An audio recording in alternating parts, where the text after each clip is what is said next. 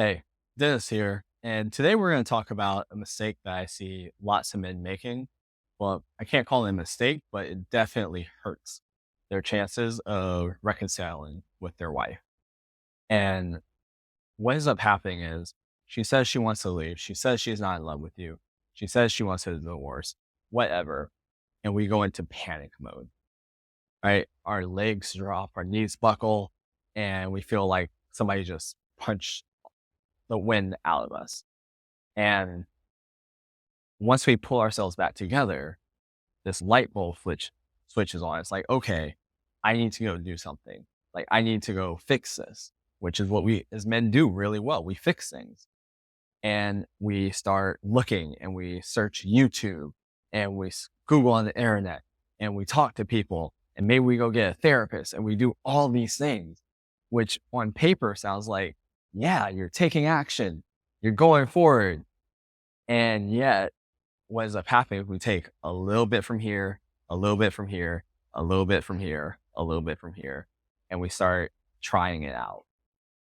And if your relationship's to the point where she's ready to leave, now's not the time to be experimenting with things because pretty much everything people give you can work, but usually they need to be used at the right times in the right situations in the right sequence, right?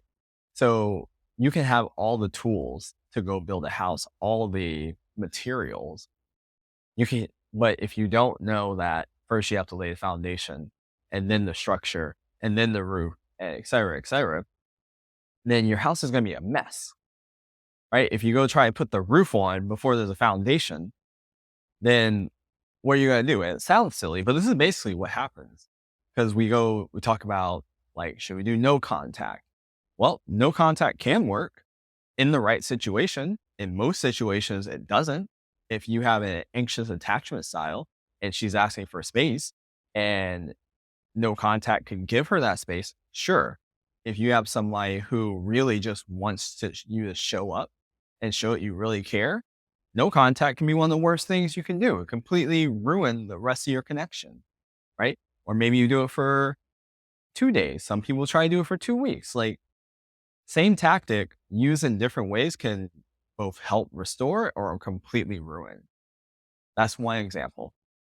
And there's so many more where using not having a solid plan, like, so go back to the house metaphor of actually having the drawings and saying, okay, first you do this, then you need to do this, and do this, means you're just experimenting and you're testing. And chances are you probably tested some things that could have worked, but actually caused a lot of harm because you either did it in the wrong way or at the wrong time or in the wrong situation. And now you've just thrown it out. It's like, okay, that doesn't work for me. Maybe. Or maybe you just didn't know how to use it properly. And this is a real danger when you're trying to restore your marriage because you don't have a whole lot of time. B, because of how bad things have gotten and she's shut down and put up a wall, you also don't get much grace. You don't get the opportunity to make mistakes and do trial and error and experiment. Like, those times are out the window. The situation is too bad.